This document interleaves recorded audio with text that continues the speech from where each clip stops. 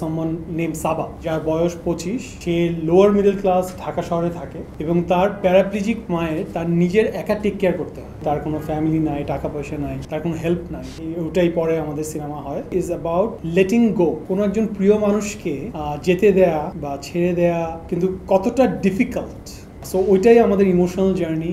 আমরা ভাবিনি যে ছবিটা এই রূপ ধারণ করবে ইন্টারন্যাশনালি। আমি গল্পটার কথা কিভাবে ভাবলাম, সো আমার ওয়াইফ থ্রিলরা খান, তার মা একটা নিয়ার ফেটাল কার অ্যাক্সিডেন্ট হয়েছিল তাদের 25 বছর আগে ঢাকা শহরে। ওই কার অ্যাক্সিডেন্টের পর থেকে আমার শাশুড়ি থ্রিলরার মা হুইল চেয়ার রিডেন ছিলেন, প্যারাপ্লিজিক ছিলেন ফর অলমোস্ট 25 ইয়ার্স, 25 বছর ধরে। সো আমার শাশুড়ি আপনার থ্রিলরা খান আর তার বাবার উপরেই ডিপেন্ডেন্ট ছিল, আমার শ্বশুর উপরে ডিপেন্ডেন্ট ছিলেন টু ডে তার টেক কেয়ার করার জন্য। যদিও তাদের 24/7 নার্স ছিল, রিসোর্সেস ছিল, টাকা পয়সা ছিল, ফ্যামিলি ছিল, সবই।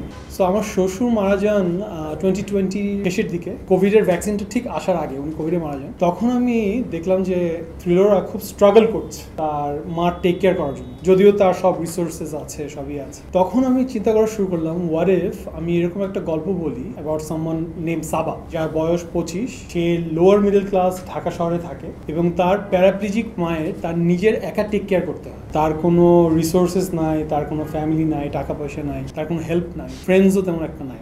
সো এমন অবস্থায় সাবাক যেভাবেই হোক কিভাবে তার মাকে বাঁচিয়ে রাখে, ওই জার্নোফেন আইডিয়া থেকে আমি গল্পটা ভাবি এবং ওটাই পরে আমাদের সিনেমা হয় এবং সিনেমার নাম সাবা। এক্সট্রিম মশার কয়েল প্ল্যান্ট ফাইবার দিয়ে তৈরি, তাই সহজে ভাঙে না, সুগন্ধিযুক্ত ও নিরবিচ্ছিন্নভাবে জ্বলে। ডেঙ্গু, চিকুনগুনিয়া বাহি সহ যে কোনো মশার বিরুদ্ধে দেয় এক্সট্রিম সুরক্ষা। আর ডিরেক্টোরিয়াল জায়গা থেকে যদি ভাবতে হয় তাহলে আসলে সাবা আমি পার্সোনালি ফিল করি ইজ অ্যাবাউট লেটিং গো। আপনার কোনো একজন প্রিয় মানুষকে যেতে দেয়া বা ছেড়ে দেয়া, যদিও তাদের জন্য ওইটা বেস্ট আউটকাম আমরা গল্পে দেখি, কিন্তু কতটা ডিফিকাল্ট ওইটা একজন মানুষের জন্য। সো ওইটাই আমাদের ইমোশনাল জার্নি। লেটিং গোর যে একটা ইমোশন, লেটিং গোর যে একটা ইমোশনাল এঙ্গেজমেন্ট।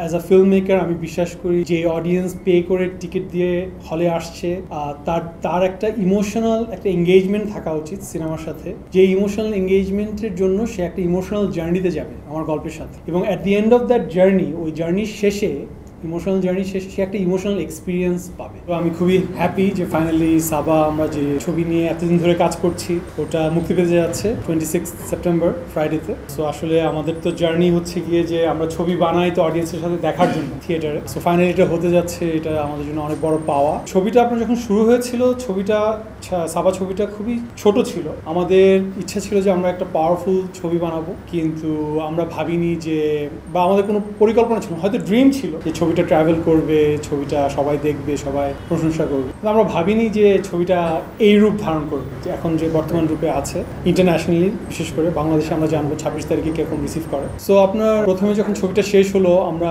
বিভিন্ন ফেস্টিভ্যালে অ্যাপ্লাই করছিলাম। So Toronto international film festival থেকে আমরা যখন ফাইনালি জানতে পারলাম যে আমরা ওই ফেস্টিভ্যালে কনফার্ম করলো আমাদের, সো আমরা খুবই, আমি, মেজাবিন, আমাদের সম্পূর্ণ টিম, আমরা বুঝতে পারছিলাম যে আমরা কি করবো। কারণ আমরা আসলে একেবারেই আশা করিনি যে বিগ 5 ফিল্ম ফেস্টিভ্যালে আমাদের প্রথম ছবি যাবে, যেখানে ডিসকভারি সেকশনে Christopher Nolan, Alfonso Cuaron, Barry Jenkins, আরো অনেক ডিরেক্টরের ফার্স্ট সিনেমা দেখানো হয়েছে। তো টরন্টো ইন্টারন্যাশনাল ফিল্ম ফেস্টিভ্যালে আমাদের একটা টিমের মেজাবিন ট্রাভেল করলো, মোস্তফা মনোয়ার ট্রাভেল করলো, আমি ছিলাম। সো ওখানে আমাদের সব শোই সোল্ড আউট ছিল। আর টরন্টোতে আপনার প্রচুর, আপনারা সবাই জানেন যে বাংলাদেশি ডায়াসপোরার অনেক মানুষ থাকেন। সো প্রথম শোতে বাঙালিরা কেউ, বাংলাদেশিরা বা ডায়াসপোরার মানুষজন কেউ টিকিটই কিনতে পারবে।